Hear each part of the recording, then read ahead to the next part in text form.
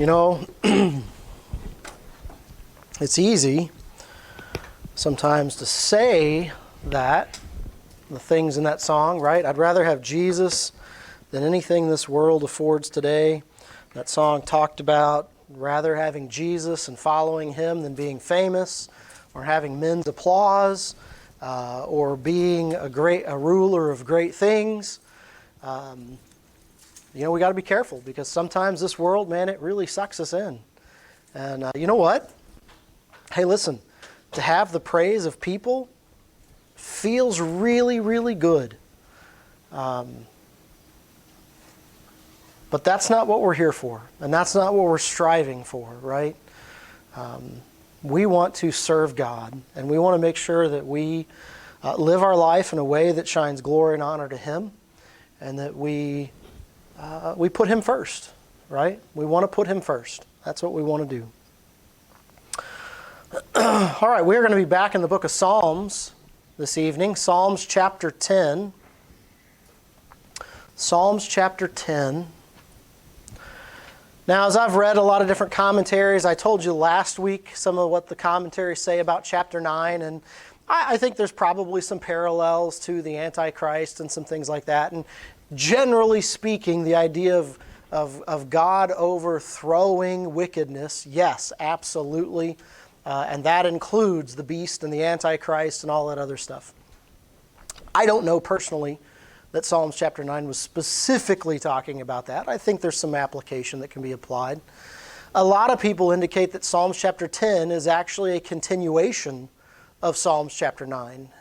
And there's even some aspects of Psalms chapter 9, apparently, I don't know Hebrew, but apparently Psalms chapter 9 goes through the Hebrew alphabet part way, covers like the first half. Psalms chapter 10 picks up the other pieces of the Hebrew alphabet. So highly possible that these two Psalms, Psalms chapter 9 and Psalms chapter 10, go together, right? I'm not really going to get into a whole lot of that tonight. I think that stuff is interesting, and maybe in the next level of digging into stuff, it can be important. I think, though, if you're not careful, sometimes you miss the obvious things when you focus too much on some of that. And I'm not saying don't look into that, because that's, hey, look, if I don't have the Hebrew version, I have the English version. And there's no indication in the English version that we're covering different pieces of the Hebrew alphabet. I'm sure that's an important thing to study and look into and figure out why maybe that was the case. But only, in my opinion, after you understand the message of Psalms chapter 10.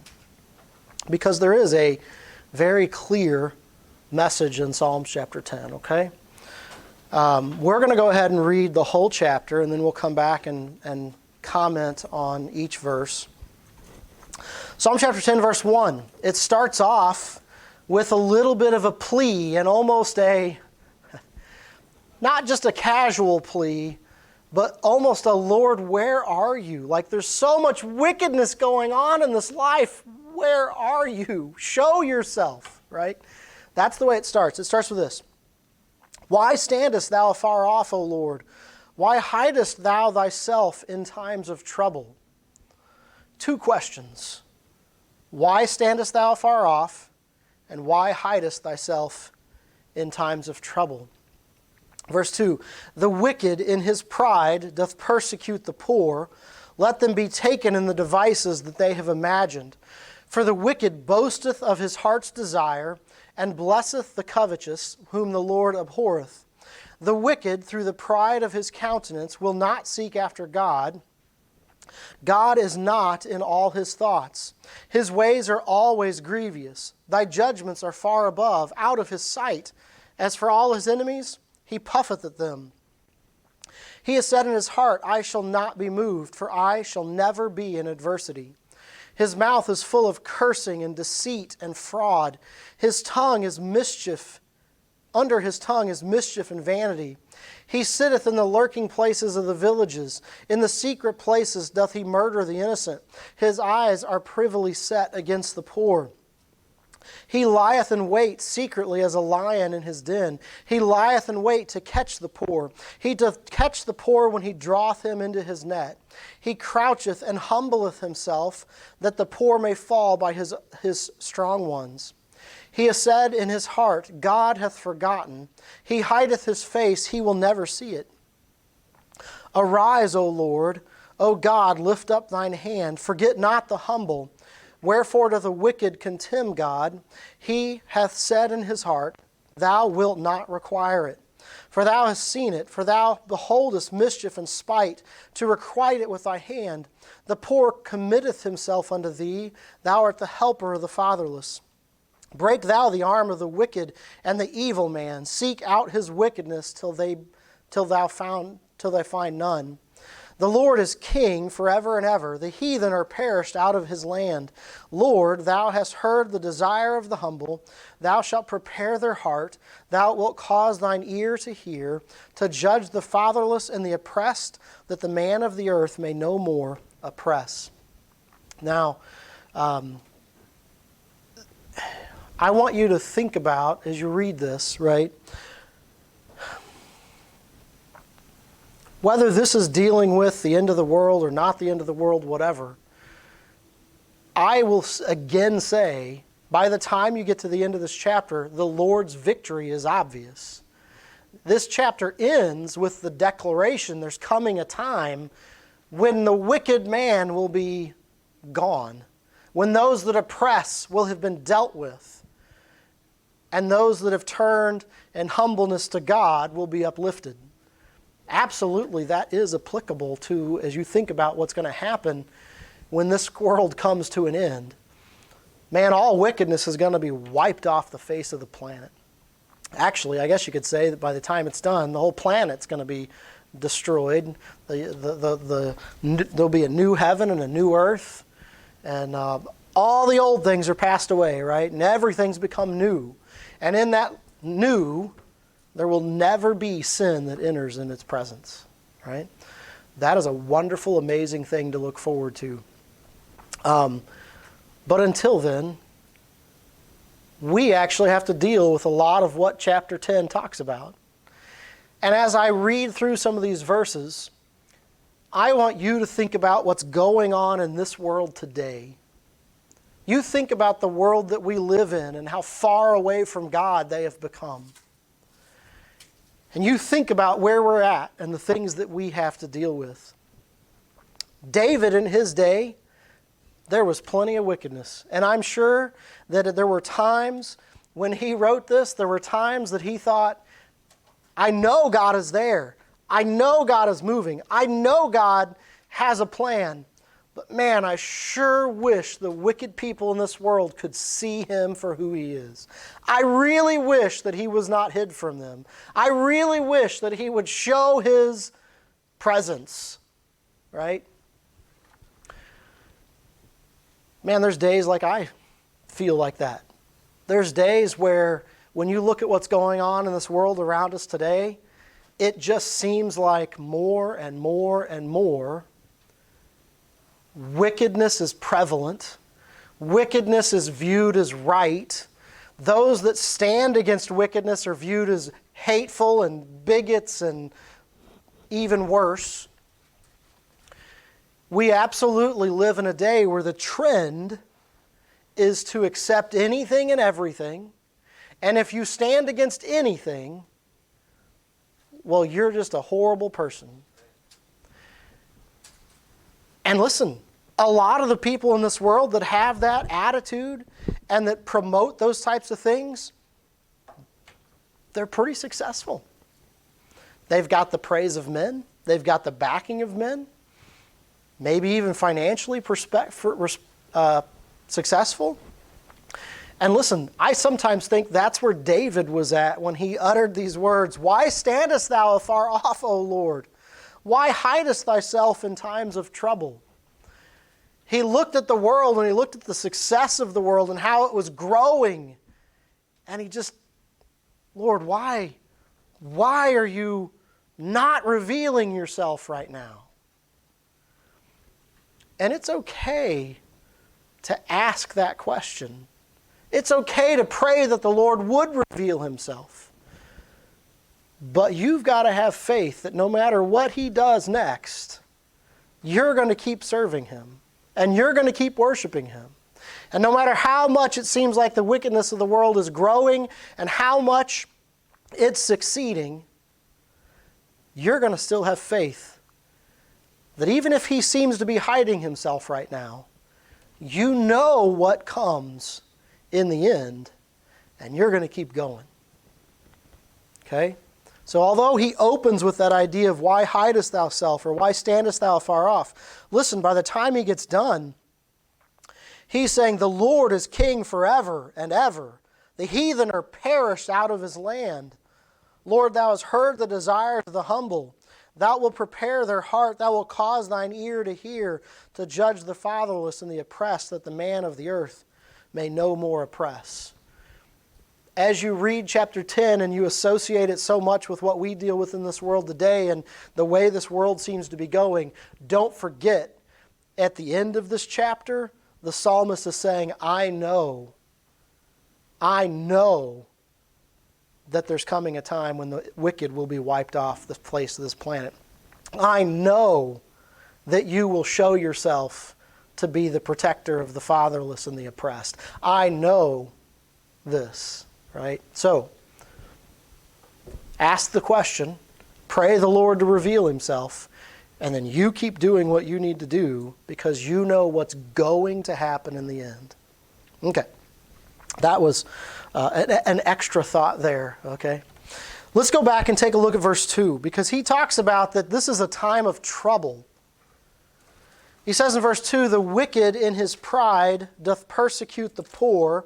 Let them be taken in the devices that they have imagined.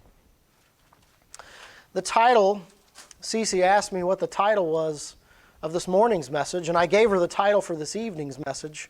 And then I realized it and got up and corrected it. But listen, the title for tonight's message is The Pride of the Wicked.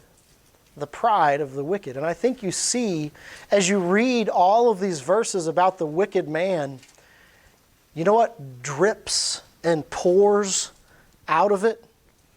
Pride. I mean, it's thick. Arrogancy and defiance.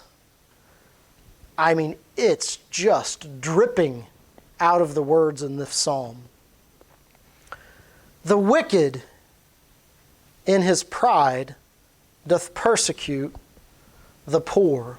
Now the word poor there, and you'll see the word poor often in this chapter, it's not necessarily dealing with what we think about in regards to, I don't have any money. The word poor here is often translated humble, meek. It's this idea of being brought low. And so it says, the wicked in his pride doth persecute the poor. The prayer at the end of that, of the psalmist, is let them be taken in the devices that they have imagined. And really what he's saying here is, man, the wicked are in their pride and in their arrogancy and in their defiance. They are out to persecute those of us that have humbled ourselves before you, O Lord. They are out for blood. And Lord, our prayer is that not that I would have the strength to do something about it, but that, Lord, you would cause them to get trapped and caught in their own net. That the traps that they lay and the things they're trying to accomplish against the humble person, that they would get tangled up in their own mess.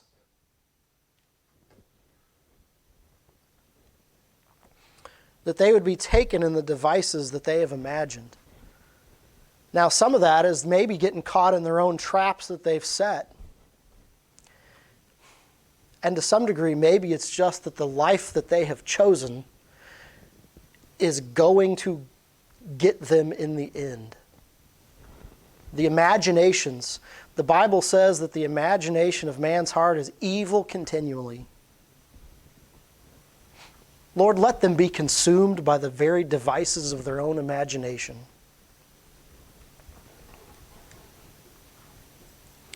Verse 3. For the wicked boasteth of his heart's desire. You think about that. And again, I want you to think about this world and the world that we live in today. Man, the pride of man. The way man has lifted themselves up to this position of whatever I want to do, whatever I want to say, however I want to live, whatever imagination that I can come up with, whatever desire in my heart that I can create and imagine, I have the right to do it. And you won't stop me. And listen, that's not just directed at us. In the end, it's actually directed at God. You will not stop me from doing what I want to do.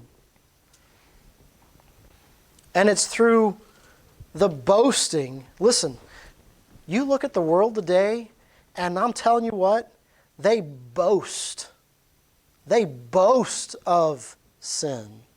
They boast of being able to fulfill whatever desire comes into their heart. It's open defiance of God. And blesseth the covetous. Man, not only do they boast of their own desires, but the idea of praising those that are covetous is on their lips. It's not just that they're proud of their sin. It's not just that they do everything their heart desires, but they've got to vocalize it and promote it and encourage. Oh, you want to covet? You want to desire and seek after anything that you want and to be able to take whatever anybody else has? That's a good thing in their mind. They bless the covetous. But the Lord abhors it. The Lord hates it. They take the things that God cannot stand and they lift them up on a pedestal and boast of it. Verse 4. The wicked, through the pride of his countenance, will not seek after God. The pride of his own self, his own countenance, refuses to seek God. Refuses to seek God.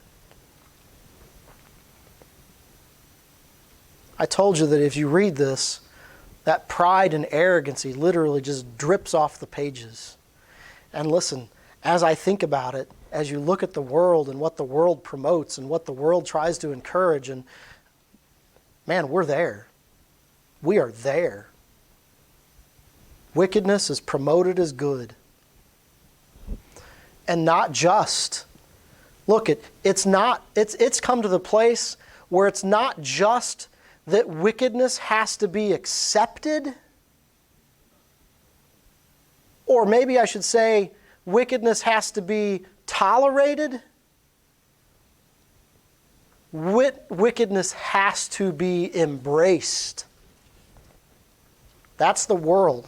It's not just that we have to be tolerant of it. If you don't embrace it, well, you're the wicked one. That's pride and arrogancy. And it says that they will not seek after God. And listen to this. In the last half of verse 4, God is not in all his thoughts. He has pushed God out of his mind as far as he can push him. Verse 5. His ways are always grievous. Trouble. It's all about stirring up as much trouble as you possibly can. And then it goes on and it says in the last half of verse 5, thy judgments, that's God's judgments, are far above out of his sight. Man, not only has he pushed God out of his mind, the commandments of God, the judgments of God, the statutes of God, man, that stuff is just far above, way above his mind, way above his thought process. Not even in his line of sight. As for all his enemies, he puffeth at them.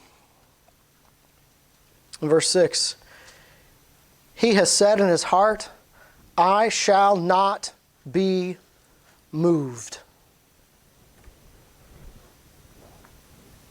You will never change my mind. You will never convince me. You will never stand in my way. I will do whatever I want, whenever I want, however I want. And again, don't think that pride and defiance is directed at us. It is. But at the heart, it's directed at God. You will not tell me what to do, God. I will not move. This may not be what you want, God. This may not be what you commanded. This may be against your very nature. But I will not change. You see what I mean when I say the pride and the arrogancy of these statements? I shall not be moved. You know, it didn't occur to me till I was reading this verse here. There is a song that we sing, I shall not be moved. But the context of that song is totally different. The context of that song is rooted and grounded in God. Right? And that He, if we're where He wants us to be, this world and the things of this world will not take us away from Him. But these statements are about man's pride and man's defiance of God. I will not be moved. It's also a little bit of ignorance and denial. In the end, it says, for I shall never be in adversity. I shall never be in adversity. I will never be in the wrong. I will never be overcome because of what I'm doing. You think about the way that we have to, or we're told to accept all kinds of sin and all kinds of wickedness. And it's with this idea of they truly believe that they will never have to suffer the consequences of what they're doing.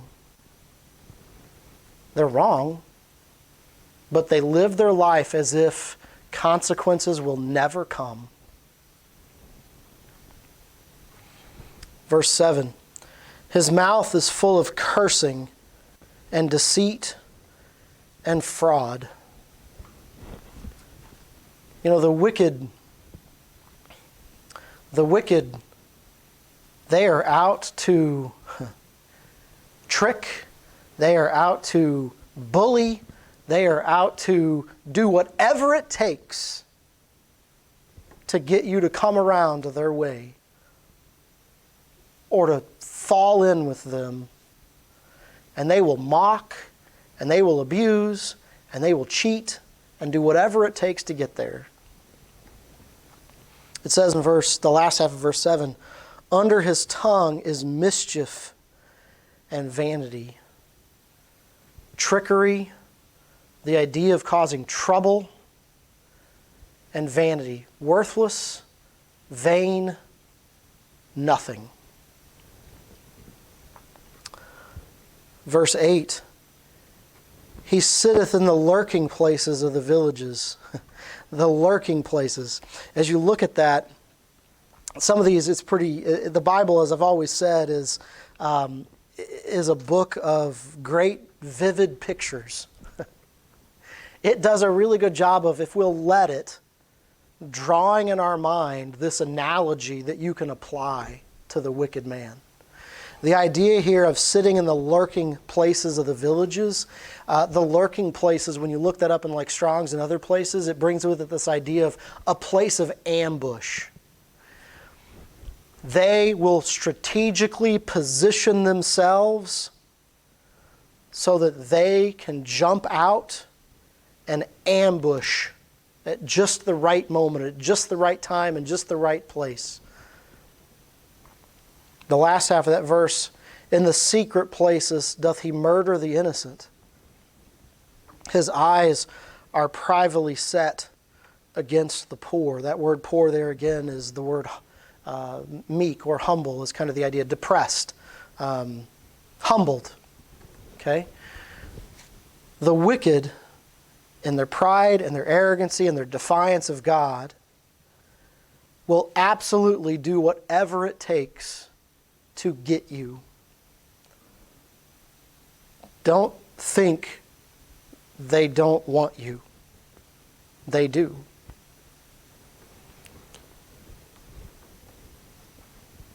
And when they're the most quiet, be careful.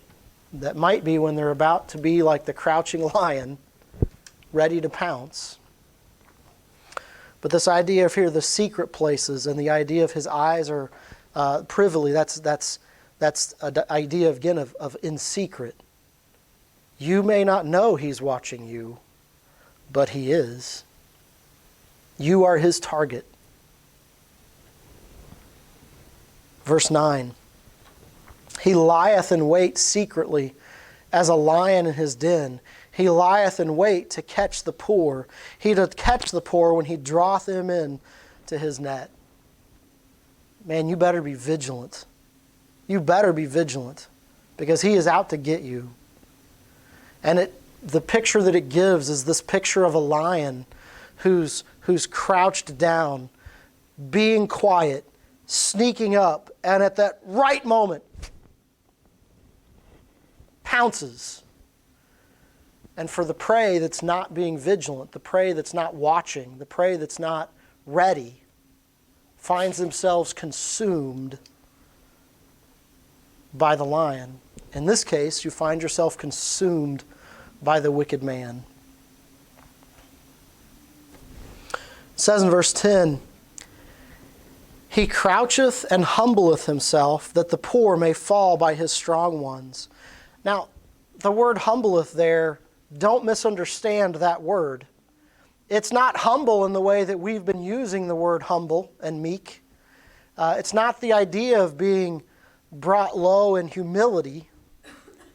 It's the idea of crouching down and hiding in a way that when you get that chance, man, you rise up in your strength and you overpower something. Croucheth, humble himself, that the poor may fall by his strong ones.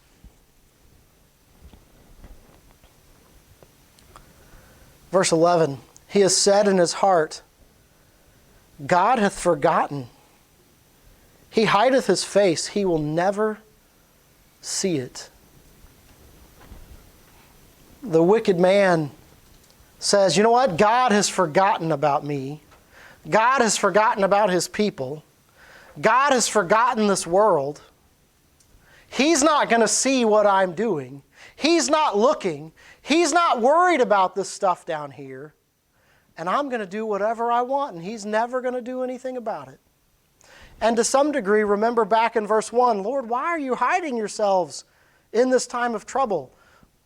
Listen, the wicked man, the more they get away with, the more confident they become in this idea that nothing's going to stop me. I'm not going to have to pay for this. I will never be in adversity over what I'm doing. Listen, sin can do that in your life too. We talk about sin and we talk about the wickedness of sin and how you need to avoid it and how you need to stay away from it. And then it seems like sometimes you dabble in it and like nothing happens. Well, you know what? Maybe a little bit more. and nothing happens. And some people begin to think, well, I can just, it's okay. God hadn't done anything yet. Payment always comes due. Do not say to yourself, I will never suffer adversity. You will suffer the consequences of your sin. That was just a little extra thought there for you. But you think about, again, the arrogance and the pride in which these statements come. God hath forgotten. God hides his face and he's not going to see me. I can be as defiant to him as I want to be. You look at this world today, and there's the group that falls into, they're atheists. They claim to not even believe there is a God. Their faith is in man. Their faith is in nature. Their faith is in science. Then there's the agnostic, who believes there probably is a God, but he don't really care about us. He's not really paying any attention to the things going on down here. And then there's the person who claims to fully believe in God, but listen, He's saved us. We can go do whatever we want. We don't care. The grace of God is sometimes used as a wand to say, I'm saved by God's grace. God loves me the way I am. You know what? If I want to be promiscuous, if I want to be involved in pornography, if I want to be involved in homosexuality, if I want to be involved in this, if I want to be involved in that, you know what? Hey, God's grace covers it all. There really is no difference between those three.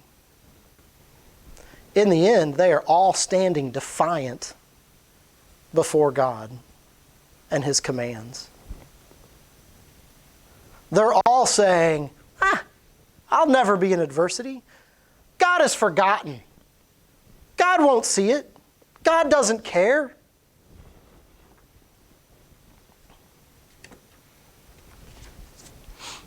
Verse 12. Arise, O Lord. O God, lift up thine hand, forget not the humble. The wicked has said, God has already forgotten. God has already turned himself away. God will not see. But the humble just lifts up his voice to the Lord and says, Lord, reveal yourself. Lord, reveal yourself. Show that you are the defense of those that humble themselves before you. Remind this wicked world that you are our rock and our defense. And then verse 13, wherefore doth the wicked contemn God? That word there, really just think about the word contempt. The wicked holds God in contempt. How can they hold God in contempt? It says in the last half, he has said in his heart, thou will not require it. How many different ways can this psalm say the same thing? I will never be in adversity. God will not remember this. God will not require anything of this. Verse 14, thou hast seen it. This is the psalmist now again talking back to God about the fact that the wicked says, God's not going to require anything. I can do whatever I want. In verse 14, the psalmist says, God, you've seen it. Thou beholdest the mischief and the spite. And I know, he says, to requite it with thy hand. Lord, you can bring punishment upon this wickedness. Because the poor, listen, the humble again, committeth himself unto thee. Lord, all this wickedness, all of this deceit, and all of this pride, and all of this defiance, Lord, we are humbled before you, and we know that you are our defense. We know that you are our helper. We are committing ourselves to you. In the middle of all of this stuff that he's talking about, in the middle of all of this wickedness, you've got this one that's standing here saying, Lord, in humbleness, I commit myself to you. I know you're my strength, and you're my deliverer. In the bottom half of verse 14, it says, Thou art the helper of the fatherless. You know, the fatherless there really, it brings with it the idea of orphan, but if you study this word, it's really even so much more than that. It's really those that have been brought low, those that have been oppressed, those that have been... orphan is really a good way to speak of it, because you think about the impact a child without a parent is. It's not just... what I'm trying to say is this verse is not just saying that God takes care of orphans. It's this idea of God taking care of those that have been oppressed. In verse 15, you see again a prayer here. Break thou the arm of the wicked and the evil man. Seek out his wickedness till thou find none. Root it out. Grind it out. Destroy it. Lord, seek after the wicked until you can find no more. And then in verse 16, the Lord, that again, Lord, all caps like that, brings with it that idea that's the signification in the Old Testament of the word Jehovah, right, is the way we would say that. Jehovah is king forever and ever. Jehovah is king forever and ever. What a drastic statement in comparison to God has forgotten, God will not require it, but to recognize that Jehovah is your king. In the last half of verse 16, the heathen are perished out of his land. There's coming a day when wickedness will be tolerated no longer. The Lord is long-suffering. The Lord has plans. The Lord has things that need to be fulfilled. But there is coming a time when wickedness will perish forever. In verse 17, Lord, thou hast heard the desire of the humble. Thou wilt prepare their heart, and thou wilt cause thine ear to hear. In the beginning of this chapter, he talked about, why are you hiding yourself in this time of trouble? In the end, he's saying, Lord, I know that you have stooped down to hear my prayer. I know that you hear me. To judge the fatherless and the oppressed, that the man of the earth may no more oppress. It can be really, really discouraging to look out into this world and you see all of the things that are promoted as being great and wonderful, and you see all of the things that are so contradictory to God's will and God's desire and God's command. And then you see that if you hold that stance, how much anger and bitterness is pushed toward you. Honestly, even if you're not doing anything about it. You know, sometimes just people just knowing that you want God's command and just knowing the fact that you disagree with a certain wickedness or any kind of wickedness. You don't even have to be out there preaching against it or standing against it. Listen, people just knowing you don't agree with it makes you a target. Me and a guy the other day were talking about the fact that oftentimes the sin that people live in and the wickedness that people live in, as Christians, sometimes we hear more, we are asked about our opinion more often than maybe we're out there declaring our opinion. And when we're asked for our opinion and we give it, well, you're just a hater. Well, you ask me. But that's the way the world is. It's no longer just man, just knowing you have an issue with it because you stand for God makes you the enemy. It can be discouraging.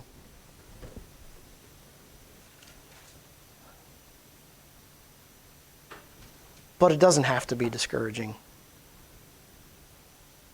Because we know how it ends. We know that God is in control. We know that He has said it's going to get worse before it gets better. It doesn't mean we like it. It doesn't mean that we want it. But listen, you can take comfort in knowing that this is exactly what God said would happen. You can take comfort in knowing that He promised that one day He would wipe away all that stuff and that you would never have to worry about it again.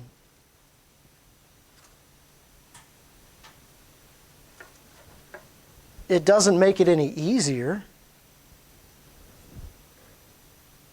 But when we live by faith,